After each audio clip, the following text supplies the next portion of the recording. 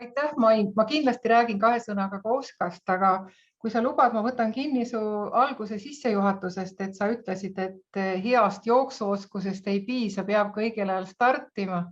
Et see tõi mulle meelde Raul Rebase isaloo koolitustest, mida me üle Eestiga koos tegime, et tema isa ütles alati sedasi, et kui vales suunas jooksma hakkad, et siis pole kunagi õigel ajal naabrimehe juurde jõudnud. Ehk et tegelikult jooksmise juures on ka tähtis see, et sa õiges suunas jooksed, et mitte ainult see, et sa hästi jooksed, õigel ajal stardid.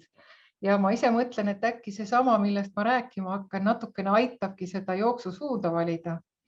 Ehk et me elame praegu sellisel ajal, kus tõepoolest need olud meie ümber muutuvad ettearvamatult. Et sellest ma tahaksingi teile rääkida. Ja siis sellest, mida siis COVID-i tulemusel me täna näeme Eesti majanduses, mida arvatakse siis Venemaa sõjalise agressiooni mõjudena ilmnevat ja kõige lõpuks siis meie igapäevasest leivast või mida me Oskas uurime ja Eestimaale toome ja valdkondadesse viime, on üleilmsed megatrendid ehk siis need sellised suured mõjurid, mis kogu maailmas mõjutavad seda, mis toimub ühiskonnas ja sealhulgas siis ka tööturul.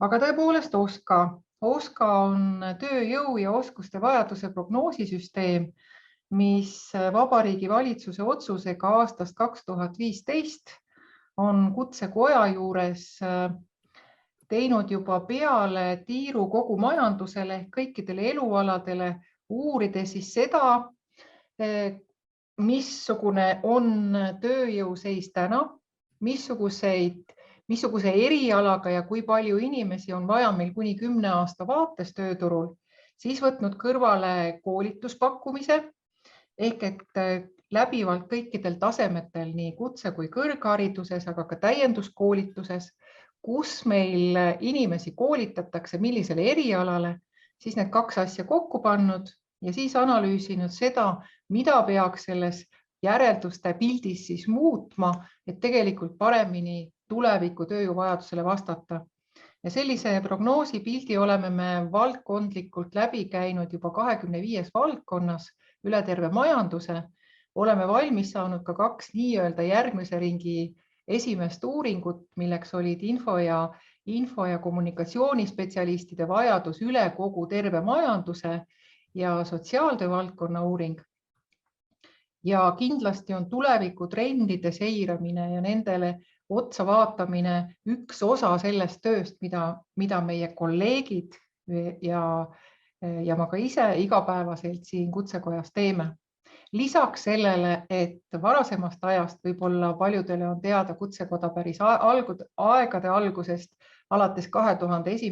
aastast, kui ta võttis üle Eesti Kaubandus-Tööstuskojas alustatud töötajate kvalifikatsioonisüsteemi loomise, kus siis üheks osaks on kutsestandardid, kus kirjeldatakse ära tööturu vajadus, mida peaks siis tööturul oskama ja siis täna siis tehakse kutseandjate konkurssi ja antakse kutseandjatele õigusi siis inimestel kutseoskusi mõõta ja kutsetunnistusi väljastada, et selliseid kutseandjaid on tänaseks Eesti Vabariigis 108 ja kutsestandardeid on kusagil 600 ringis, siis mida pidevalt uuendatakse.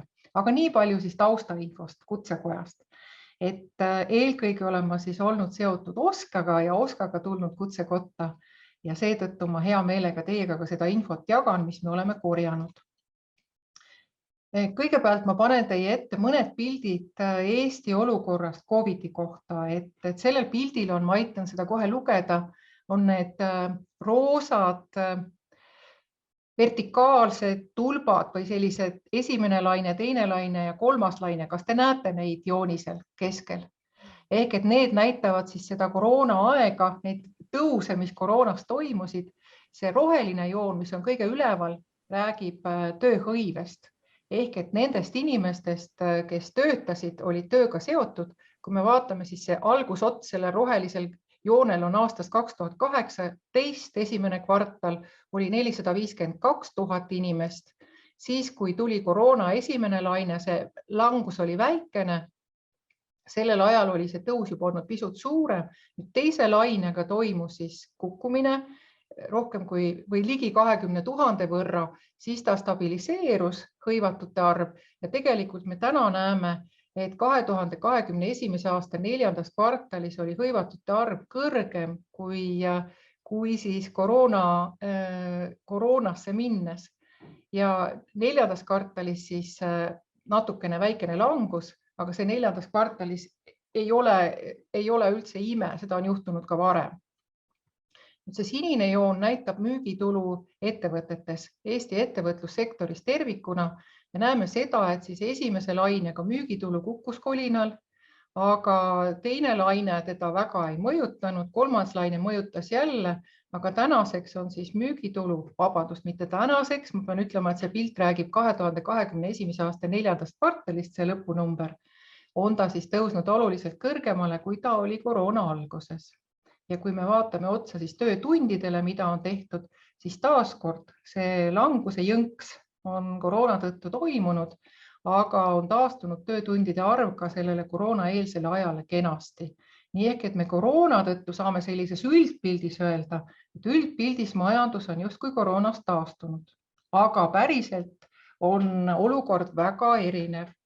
Nüüd need hallid tulbad sellel pildil räägivad sama juttu, mida ma selle ettevõtlussektor tervikuna pildil teile rääkisin. Siin me räägime nüüd jällegi siis müügitulust ja teie ette on eraldi välja toodud lisaks sellele tervikpildile hallide tulpadega, siis roheline joon siin üleval on toidujoogi serveerimine ehk siis toitlustussektor, punane on majutussektor ja see lilla on reisibürood, reisikorraldus ja reserveerimine. Ja te näete seda, et siis tõepoolest 2019 juba enne koroonat on toimunud langus, mis siis 2020. aasta teises pooles on teinud majutuse mõttes hüppe. Ma ei oska teile seda seletada, millest see tingitud oli. Ma ei julge spekuleerida, et see oli Eesti siseturism, võis olla, võis mitte olla, aga seista on võrreldes siis nii ettevõtlussektorina tervikuna on siis nii reisibürood kui ka majutussektor tegelikult jätkuvalt oluliselt kehvemas seisus kui ettevõtlussektor tervikuna. Kui me vaatame töötajate arvu ehk siis hõivatuid, siis taaskord sellel pildil on nüüd selle hallide tulpadega on kogu ettevõtlussektor tervikuna ja siin on väga selgelt näha siis see kukkumine 2020. aasta teises kvartalis, kui märtsi keskel tuli eriolukord ja väga paljud ettevõtted läksid kinni, tekkis keeruline olukord igapäevases toimetamises, me pidime kõik ümber õppima, siis ettevõtlussektor tervikuna me saame öelda, et 2021. aastal on ikkagi töötajate arvud suhteliselt kenasse kõrgusesse taastanud. Aga jällegi, kui me vaatame siis reisibüroosid ja majutust, siis kindlasti ei ole nad veel koroonaeelsele ajale taastunud. Ja samamoodi siis toidu ja joogi serveerimine. Nüüd, siin on piltide peal hästi palju numbreid ja tegevusalasid, et ma ei tahagi teie tähelepanu nendele juhtida, vaid pigem nendele punastele, et siin on siis suurima ettevõtete müügitulu vähenemisega tegevusalad, ja see vähenemise suurus on siis näidatud just nimelt värvidega. Huvitaval kombel on kõige suuremaks vähenejaks saastekäitlus ja muud jäätmekäitlustegevused. Et oleme kolleegidega päid murdnud, et mis võib olla see põhjus, et ilmselt on tegemist väga väikese sektoriga ja seetõttu on ühe ettevõtte muutused oluliselt mõjutamas ka sektorit tervikuna. Paremat lahendust, et ta on kõikunud ka varem hästi volatiilselt, hästi suured on olnud kõikumised. Muud moodi ei oska seda seletada ka koroonaga seoses mitte. Küll aga on siin on tööga hõivatud isikud, töötunnid ja müügitulu ja see on siis 2021. aasta andmed 2019 või 2019 võrreldes siis 2021-ga. Ja siis veel lisaks veel teine poolaasta. Nii et punased on ikkagi jätkuvalt siis transport, samamoodi reisibürood ja majutus, nagu me nägime ka eelmistel piltidel. See oli nüüd müügitulu pilt ja siin on ka ettevõtete tööhõive pilt ja uuesti on siin siis välja toodud majutus- ja reisibürood, transport, raudteetransport, veetransport, aga ka siis väiksemad nahatöötlemine, nahktoodete tootmine, mille kohta taas ma ei oska öelda konkreetset põhjust, miks see on juhtunud. Aga nüüd selle koleda agressiooni juurde, mis meil praegu toimumas on, et kui te lubate, ma kasutan Eesti Panga slaide, millega nad tulid välja hiljuti ja mis mulle tundub, et on nii ülevaatlikud, et ei ole mõtet hakata midagi kuskilt mujalt otsima. Ehk et selle slaidi mõte on siis see, et selle Venemaa sõjalise agressiooni majanduslik mõju maailma majandusele, nüüd just nimelt siis maailma majandusele tervikuna, avaldub üksikute valdkondade kaupa just seetõttu, et tegelikult Venemaa osakaal maailma majanduses on väga väike, see on ainult 2%.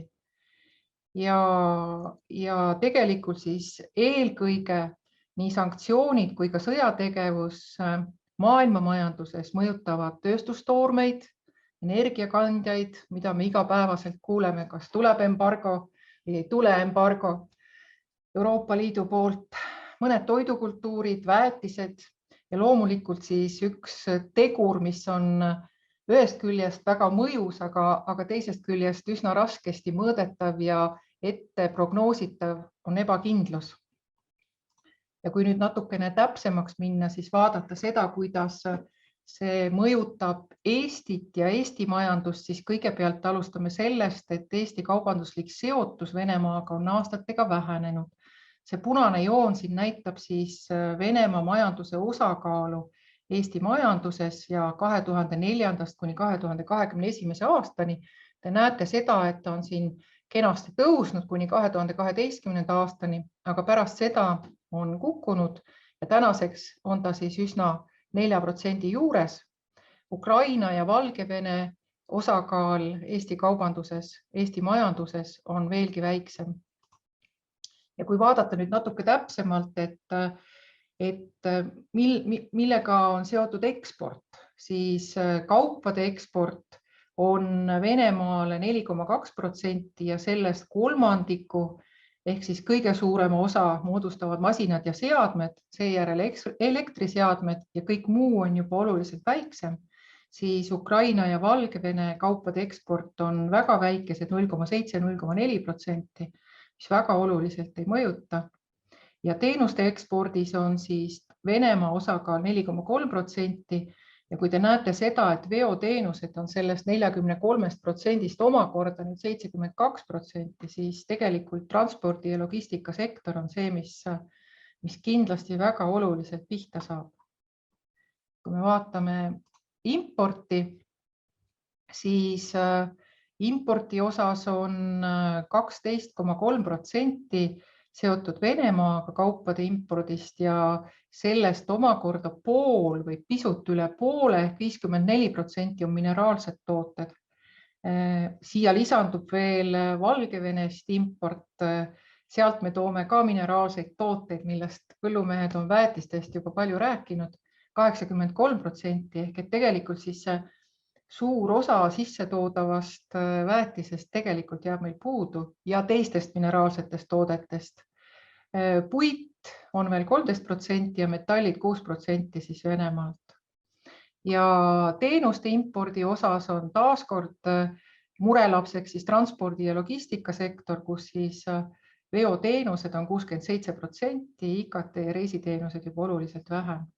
Aga samas, kui vaatame Ukrainat, siis Ukrainast IKT teenuseid on 54% ja äriteenuseid 23%, ehk et see IKT on ka üsna oluline teenuste sisseostmine siis Ukraina seisukohalt. Ja kui võtta kokku nende eelnevate kurbade slaidide mõte, siis siin on hästi kenasti välja toodud erinevad mõjukanalid, mida see puudutab ja mida sealjuures siis arvesse on võetud. Ehk et kui me räägime ekspordist, siis eelkõige saavad pihta veondus ja laondus ja masinaehitus või siis transport ja logistika teisisõnu ja masinaehitus. Ja eelkõige sellepärast, et eksport Venemaale, Valgevenesse, Ukrainasse katkeb ja tegelikult on vaja leida uusi turge oma toodetele. Impordiga on teistpidi, et see mõjutab eelkõige siis puidutööstust, metallitööstust, ehitust ja keemiatööstust ja probleemid tulenevalt sellest, et tekivad tootmises takistused, sest et ei leita kiiresti asendust endistele tarnijatele ehk et paljud jupid nii-öelda sellest, mis siis tootmises, ehitamises vaja on, jäävad tulemata. Ebakindlus, sellest me kõnelesime, see omakorda mõjutab siis investeeringuid ühest küljest, aga teisest küljest ka tarbimist ja erasektori investeeringud ebakindluse tõttu ei ole kindlasti sellised, nagu me ootame ja tarbimine samamoodi võib saada kannatada ebakindlusest, suured ostud jäävad tegemata suures plaanis ja toormete hind, nii energia kui toit kallinevad ja kallim tarbijakorv jälle kahandab ostujõudu ja sisendite kallinemine omakorda jälle kahjustab ettevõtete konkurentsivõimet, et tegelikult on ju iga asi omavahel seotud, et üks tingib teise. Ja põgenikud ühest küljest siis mõjutavad tööturgu, aga teisalt ka riigieelarvet. Ja kui ka Eesti Panga prognoosis on arvestatud 30 000 sõjapõgenikuga, kellest osa asub töötama, siis täna seda ebakindlust või teadmatust, et kui kauaks nad jäävad, kui palju oleks vaja investeerida nendesse näiteks eesti keele oskuse õpetamist ja nii edasi. Küsimärke on rohkem kui vastuseid, aga vastata tuleb neile täna. Et seetõttu suurenevad ka riigi kulud ja hetkel arvatakse siis, et umbes 5000 euro võrra põgeniku kohta. Et selline on siis selline kurb pilt nendest mõjuritest, mida me ei tahaks, et oleks, aga mis meil kindlasti on. Aga nüüd ma liigun tasapisi siis nende mõjurite juurde, mis ei ole ehk nii traagilised, võib-olla on kurvad ikka, aga mida me täna võib-olla enam mõjutada ei saa, küll aga peame me arvestama nendega oma plaane tehes ja tulevikku planeerides. Praegu ma panin teie ette Eestis sündinud viimase 100 aasta inimesed. Siin vasakul servas on kõige nooremad, 2020. aastal sündinud alates ja siin tagalõpus on kõige vanemad, ehk siin on 0 vanusega ja siin tagalõpus on siis 95+ vanusega ja see posti kõrgus tähistab siis igal aastal sündinud inimesi ja kõrgus näitab seda arvu ja see arv on siis siin kuskil 13 000 kuni 25 000-ni ja kui te lubate, ma hakkan seda pilti siit paremast servast seletama, et esimese Eesti Vabariigi ajal sündis Eestis umbes nii suurusjärgus 20 000 ümber inimesi, natukene alla 30-ndatel. Pärast teist maailmasõda toimus väikene kukkumine, aga õige kiiresti taastusid sünnid uuesti 20 000 juures ja alates 70-ndast toimus stabiilne tõus sündides, kuni laulva revolutsiooni ajal 80-ndate lõpus sündis Eestis 25 000 last. Laulsime endale lapsed tuppa. Aga siis tuli uus ühiskonnakord, väga palju muutusi toimus, näiteks põllumajanduses 19 000 töökoha pealt vähenes töökohtade arv 19% hõivest vähenes töökohtade arv 8% hõives 10 aastaga. Ehk et hästi palju ebakindlust oli ja kindlasti oli see üks põhjus, miks sündide arv kukkus 10 aastaga 25 000 pealt 12 500 peale. Tohutu kukkumine. Natukene tõusis ta hämmastaval kombel siis eelmise majanduslanguse ajal, mis oli 2010. aasta ringis, 2008 algas siis pauguga, natukene tõusis ja pärast seda oleme me tiksunud 13-14 000 juures. Ja nagu te näete seda 100 aasta pilti vaadates, siis see viimane 30 aastat siin on üks auk ja selle kohta võib vist julgesti öelda demograafiline auk. Mida see tähendab täna ja vaadates siis seda, mida me kavandame tööturul või ühiskonnas laiemalt. Nüüd on see sama pilt pandud, need inimesed, kes on sündinud, inimeste sünnid on pandud 5 aasta kaupa punti, aga põhimõte on sama, et siin vasakul 0 nurgas on kõige nooremad ja paremal teljel siis kõige vanemad ja siis inimeste arv on taaskord siis sellel vertikaalsel teljel Ja nüüd see sinine joon on sama, mida te eelmisel pildil nägite, sündide arv ja siin on siis aastaks 2019.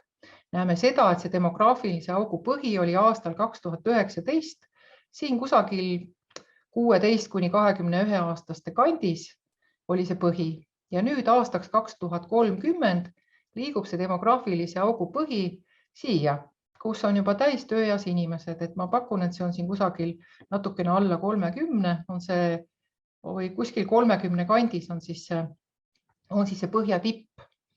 Ja mida see endaga kaasa toob? Toob kaasa selle, et see hall ala siin keskel, mis on siis 20 kuni 64 viirutatud ja siia vahemikku jäävad inimesed vanuses 20 kuni 64, mis on kõige magusam tööiga ühest küljest ja teisest küljest on Eesti konkurentsivõime kavas mõõdetakse ka hõivatute määra just nimelt selles vanusevahemikus, sest siin töötab kõige rohkem inimesi ja selles vanusevahemikes inimeste arv väheneb 47 000 võrra. Ehk et see 2030 ei ole mingisugune kosmos. Ma oskan hästi ette kujutada, kui vana ma olen aastal 2030. Ma kujutan ette, et seda oskate ka teie rehkendada. Tänane vanus pluss 8 aastat. See on juba õige varsti käes. Ehk et kui suur on 47 000 nüüd, kui ma näiteks võrdlen seda siis teie partnerlus kogu, ma ei tea, maa-alaga, kõik, kes sinna kuuluvad, kui palju seal elanikke on? Oskad sa arvata? Kuskil pakume, et siuke 35 000 suurusjärku, nii et jah, tegelikult. No vaata, see tähendab seda, et võiks teie piirkonna nagu täiesti ära kustutada ja siis natuke veel naabreid ka kampa kutsuda. Ehk et see on tegelikult nii suur arv, et me ei kujuta seda hästi ette. Ja miks me alati oleme näidanud uuringute alguses seda pilti kõikidele eksperdikogudele, sest et see totaalne tööjõupuudus, mis on täna, ettevõtjad ütlevad, et ta ei leia endale töötajaid.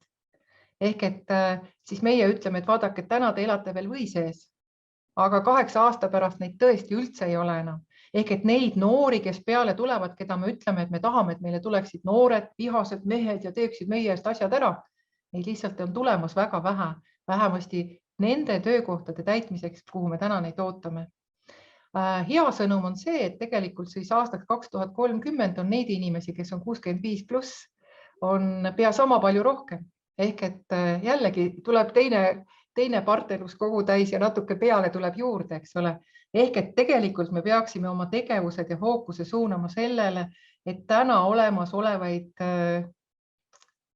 töövõimelisi ja võib-olla ka väärikasse ikka jõudnud inimesi paremini rakendada, et nende oskusi uuendada. Ehk et muud võimalust meil ei ole. Et siis jääb veel võimalus, et on need inimesed, kes mujalt tulevad ja meil tahavad tööd teha meie heaks ja meie ühiskonna heaoluga meiega koos nautida, aga selle juurde jõuame. Selle pildi pealt ma pööraks veel ühele väiksele asjale tähelepanu, et tõepoolest vaata see 2010. aasta ümber toimunud väike selline pumps, mis oli siis sündides, siis see väljendub ka nüüd lähiaastatel siis 15 kuni 24 aastaste kasvus. Aga see kahjuks ei jää püsima, see läheb mööda, seda me näeme nüüd järgnevatest sündidest, et sellest saavad hõlpu nüüd mõnevõrra siis kutseõppeasutused ja kõrgkoolid, et seal lihtsalt on rohkem õpilasi, aga see ei ole nagu väga määrab seda suurt pilti vaadates. Ja kui ma ühe pildi veel ette panen nüüd sündidest ehk siis demograafilistest muutustest, siis vasakul pool on pannkook Eestis sündinud lastest 96. aastal, kokku sündis 13 200 last. Neist siis kolmandik, 32% sündis Harjumaal ja Tallinnas, 12% sündisid Tartumaal ja Tartus ja ligi 60%, ütleme niimoodi rahvli, ligi 60% sündisid siis mujal Eestis kokku. Aga läks natuke aega mööda. Ei läinud veerandsajandit, läks 24 aastat. Sündide arv on täpselt sama aastal 2020, mis on natuke huvitav. Aga siis see sinine, mis enne oli kolmandik, on kasvanud nüüd 50%. Ehk et Tallinnas ja Harjumaal sünnivad pooled Eesti lapsed aastal 2020. Tartumaa on natukene kasvatanud, Tartu ja Tartumaa, aga ülejäänud Eesti kokku on kahanenud oluliselt. Et see on ka hästi selline kõnekas pilt ja mis võib-olla väga meid ei rõõmusta. Aga see on fakt. Ja mul on mõnikord öeldud, kuulajad on küsinud, aga et et kõik lähevadki Tallinnasse sünnitama, sest meil pole sünnitushaiglatki siin mujal. Aga see ei ole nüüd sünnitushaigla järgi, vaid tegelikult ikkagi rahvastikuregistri järgi, ehk siis selle elukoha järgi, kus inimesed elavad, et vanemad elavad. Ja veel üks pilt siia juurde siis sellisest suurest maailmapildist. Ma oleks võinud siia maailmapildi taha panna, see on hea mõte, ma järgmiseks korraks panen. Ehk et maailmas tegelikult rahvastiku arv kasvab ÜRO prognoosi järgi 2 miljardi võrra, siis aastani 2050 nüüd, mitte 30, nagu me praegu rääkisime, vaid 50. Ja sellest 2 miljardist 2/3 ehk 1,5 miljardit prognoositakse Aasiasse, Aafrikasse ja see 1,5 miljardit on siia ette nüüd joonistatud ka need värvilised riigid, kui hakata siit alt lugema India, Nigeeria, Pakistan, Kongo, Etioopia ja nii edasi. Ehk et see 2/3 tuleb siis Sahara tagustest, Põhja-Aafrika ja Lääne-Aafrika riikidest ja Kesk- ja Lõuna-Aasiast, et suurimad panustajad on siis India, Nigeeria ja Pakistan. Ja kui nüüd tuua siia kõrvale see teadmine, mida me oleme kuulnud Ukraina sõjaga seoses, ehk et siis maailma suurim teravilja eksportija ka Aafrikasse. Ehk et kui see näljahäda muutub seal väga suureks, siis lisaks nendele sõdadele, mis seal pidevalt toimuvad, siis ilmselgelt need inimesed rändavad sealt välja. Ja kuhu neil minna on? Ikka sinnapoole, kus paistavad kõrgemad pudrumäed ja pikemad piimajõed, et see tegelikult see sõja mõju ilmselt kogu maailma arengule ja maailma jõujoontele avaldab sellist mõju, mida me täna veel ei oska ette kujutada. Nii, aga nüüd selle juurde, mida me teadsime enne, kui kõik need koledused pihta hakkasid. Ehk et Oskaga alustades aastal 2015 uurisime me esimest korda või läksime uurima neid mõjureid, ülemaailmseid mõjureid, mis tegelikult puudutavad ka meid ja millest me mööda minna ei saa, sest me oleme nii väikene kogukond, nii väikene ühiskond, nii väikene tööturg, nii väikene majandus, ehk et me tegelikult sõltume sellest, mis toimub üle maailma. Ja nüüd aastal 2020 läksime me siis uuendama neid megatrendideks, me kutsume neid, ja koostasime siis Oska trendikaardid ja seekord siis võtsime ette väga palju erinevaid allikaid rahvusvahelistelt organisatsioonidelt nagu Maailma Majandusfoorum või siis ILO või OECD, CDFOP, Eurofond ja nii edasi, aga ka erinevatelt mõttekodadelt ja konsultatsiooni- ja uuringufirmadelt nagu McKinsey, Deloitte, Ernst Young ja nii edasi, aga ka Eesti uuringufirmadelt, sealhulgas siis Oska enda uuringutest, mis varasemalt oli juba prognoositud, et millist mõju Eesti erinevatele elualadele siis erinevad trendid osutavad ja panime need kirja ja seekord mitte siis analüütilise tekstina, vaid te saate minna ja ise näppida siin veebikeskkonnas kõiki neid asju lahti, kõik nad avanevad omakorda siis kõik need trendid, mis siin all on siis 5 megatrendi ja nende all siis 3 kuni 5 trendi. Neid kõiki saab lahti võtta ja siin sees on informatsioon, selline väide ja selle väite juures on siis ka allikas, kuhu saab edasi minna vaatama, mis selle kohta täpsemalt kirjutatakse. Ja üleilmastumises väga selgelt on täna siis esile kerkinud ebamäärasune geopoliitikas tõuseb, et seda on kurb tõdeda, aga nii see on.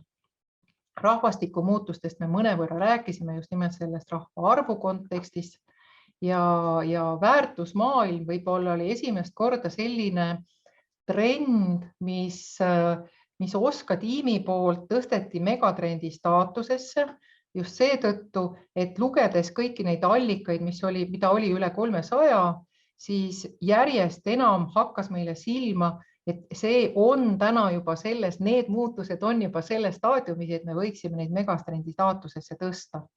Kõigist neist ma teile rääkida täna ei plaani ja kellel on huvi, saab minna siia sisse neid uurima. Küll aga tahaksin esile tõsta just selle pildi peal on markeeritud siis digitehnoloogiate digipöörde pilt, siis rohepöörde pilt, aga see parempoolne pilt siin illustreerib siis sellise inimkeskse lähenemise võimendumist ja piltlikult võiks öelda, et see tähendab nagu sellist, et see inimkeskse lähenemise muutused ei toimu nii nagu digi- ja rohepööre, et me saame rääkida siin rohekurvist ja digikurvist, vaid tegelikult räägitakse, et see toimub järk-järgult alt ülesse. See on just see, mida sina, Mai, näitasid enne oma selle võrgustiku, selle pildi peal, et järjest enam, et see kapillaarsuse mõiste, mida võiks kirjeldada sedasi, et kui panna suhkrutükk kohvi sisse, et siis see kohvi imendub ise sinna suhkrutüki sisse, et me ei pea teda sinna ajama, vaid ta tahab sinna ise minna ja see inimkeskne lähenemine, mõtteviis, töötajakeskne, töötaja kogemuse juhtimine, tööandja brändimine, kasutajakeskne teenuste disain, kliendi kogemus ja nii edasi märksõnadena on tegelikult need, mis on täna juba kohal ja mida me võib-olla väga süsteemselt veel ise ei oska esile tõsta või ei oska ilmselt tahame, aga ei oska. Aga taaskord siin võib palju näiteid tuua, kus tegelikult see on juba nii-öelda, kohvi on juba suhkrutüki sisse imbunud, et on veel ruumi minna, aga tegelikult on see juba käimas protsess. Nii, aga see olekski tegelikult isu äratamiseks kõik. Ma olen täiesti veendunud, et selleks, et paremini aru saada, mis veel võiks teile abiks olla, oleks vaja tulla oska.kutsekoda.ee kodukale.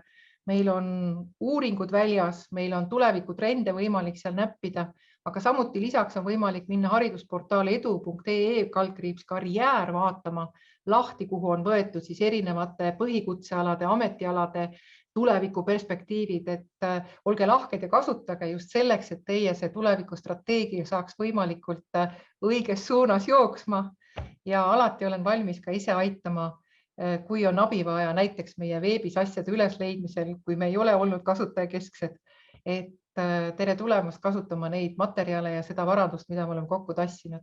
Aitäh!